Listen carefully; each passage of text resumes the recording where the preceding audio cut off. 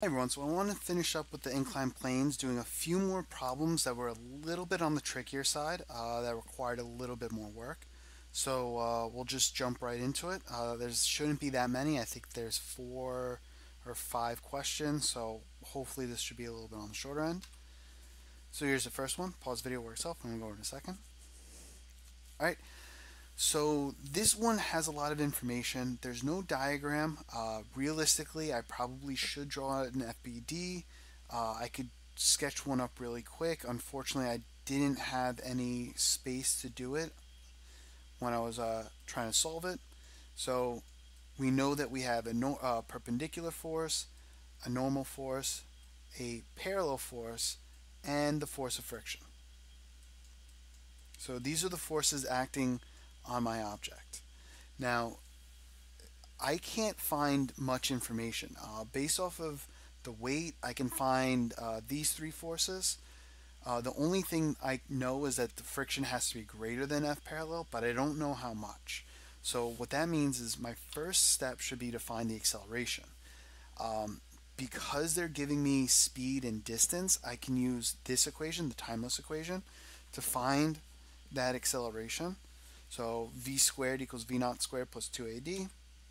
Plug our numbers in, and we end up getting that the acceleration is 22.5 meters per second squared. Now I should note that technically when I solve this, I got a negative 22.5, which means that this acceleration is up the ramp. So if I were to draw the FBD, the acceleration would be going up the ramp. You'll see why this is important in just a second. So the next step is to do sum of the forces, and this is where it becomes important that I make note that the acceleration is up the ramp. As you know, the way we define positive and negative has to do with the direction of acceleration. Because friction is going up the ramp and the acceleration is up the ramp, we want to make sure that they have the same sign. So I'm going to make, just to make my life easy, I'm going to make both FF and A positive, and that would make the parallel force going down the ramp negative. So we have FF minus F parallel equals MA. Then I get F parallel plus MA equals the friction force, and that F parallel is FG sine theta. I plug my numbers in, end up getting that the frictional force would have to be 3,300 newtons. Right. I could double check this.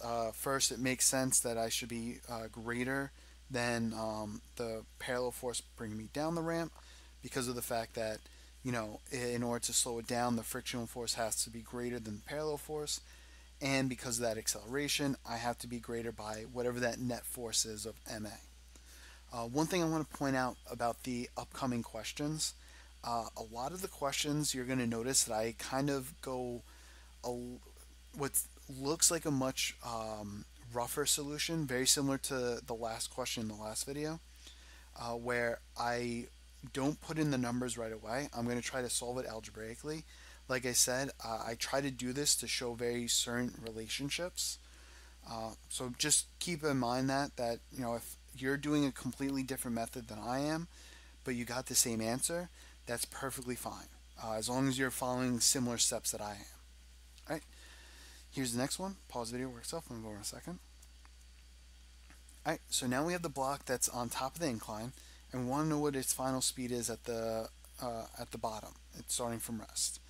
So unlike before where I had to use kinematics to find the acceleration and then I could do forces, here I do have enough information to find the acceleration based off of the forces.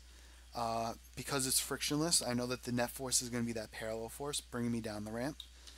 So I'm going to do Fg sine theta equals ma. Now this is what I meant when I said that I'm going to solve it algebraically to find a very unique scenario. So Fg we know is mass times gravity. So I'm going to put mg sine theta equals ma. Notice these two masses are the same. There's a mass here on this side and a mass here. So I could divide them out and end up getting g sine theta equal to a. This is actually a really unique equation for any block that's on a frictionless incline. So in the absence of every other force, an applied force, a frictional force, a tension force, whatever, the acceleration is going to be equal to g sine theta. All right. So we plug in the values that we have, and we get 5 meters per second squared. I should also note that one thing that's nice about this solution is that it shows that this mass actually doesn't matter. That we would be getting this regardless of what mass this was. If this was 10, I'd still get an acceleration of 5 meters per second squared. Similar to the last problem in the last video, the acceleration is actually strictly based off of the geometry of our inclined plane. All right. Now, in order to find the speed, I need to know how far this block travels. So what I have to do is do a quick trig. I know that the hypotenuse is, well, that's what I'm looking for. I know that the opposite side, the height, is 20. I know the angle is 30 degrees. I can plug that in and I get 40 meters as the distance that the block ends up traveling. With that 40 meters, I can then plug it into the timeless equation again, and we end up getting that the final speed is 20 meters per second.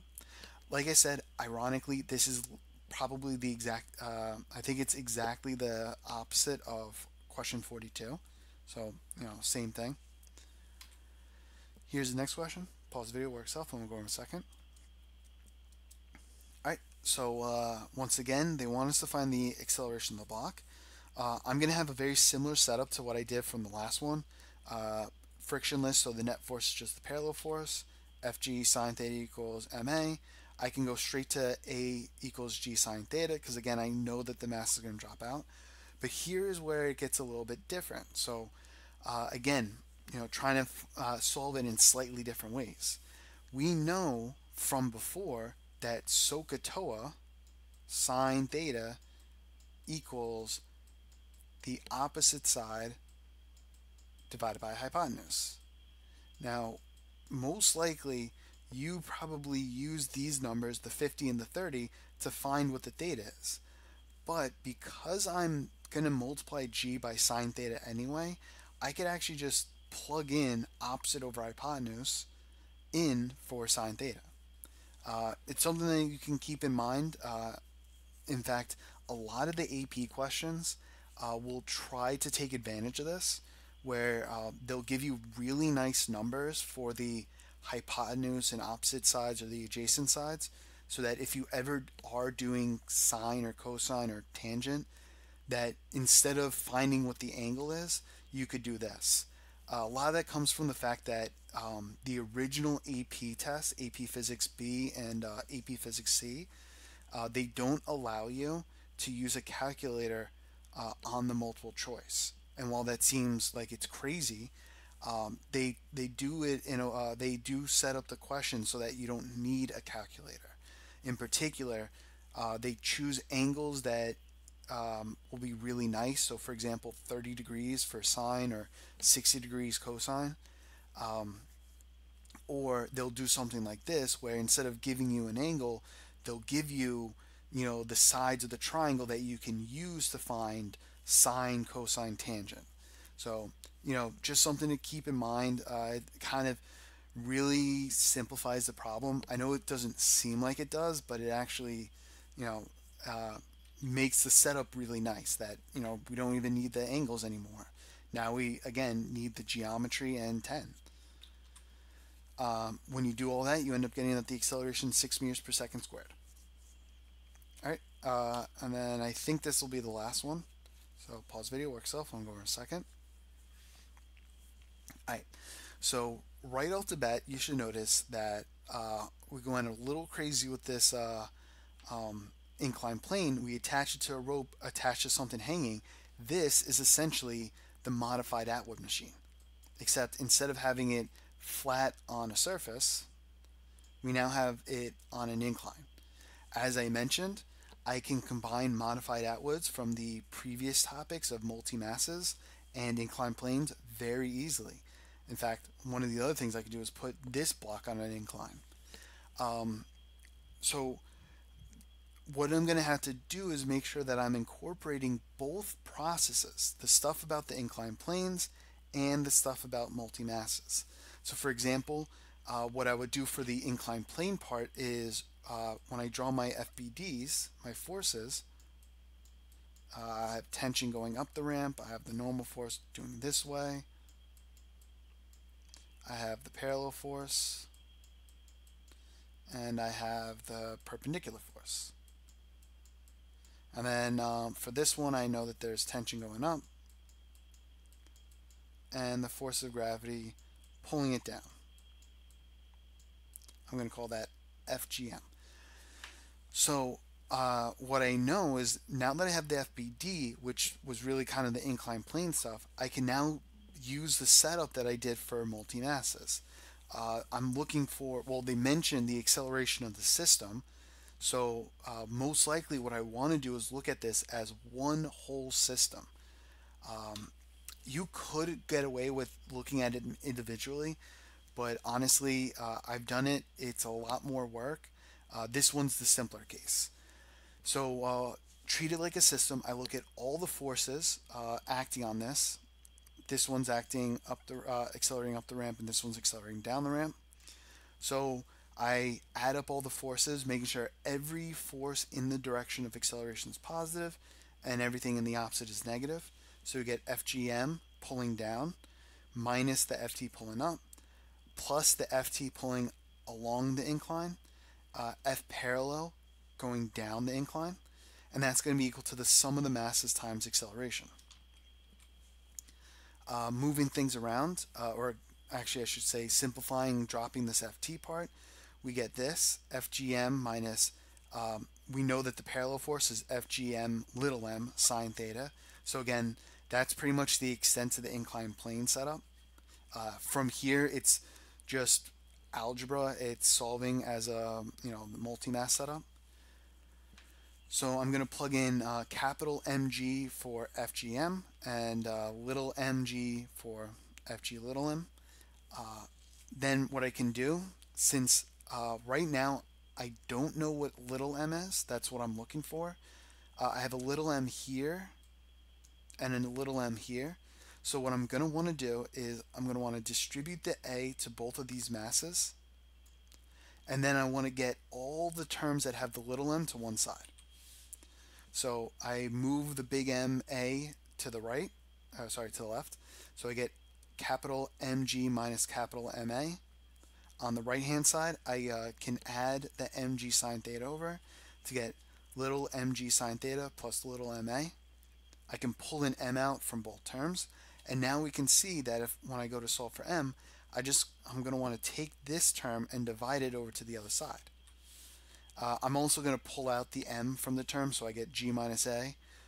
So now we end up having this. M equals capital M g minus a over g sine theta plus a. Now you'll notice that I kind of drop my signs, my units here. I'm only doing this because of the lack of space.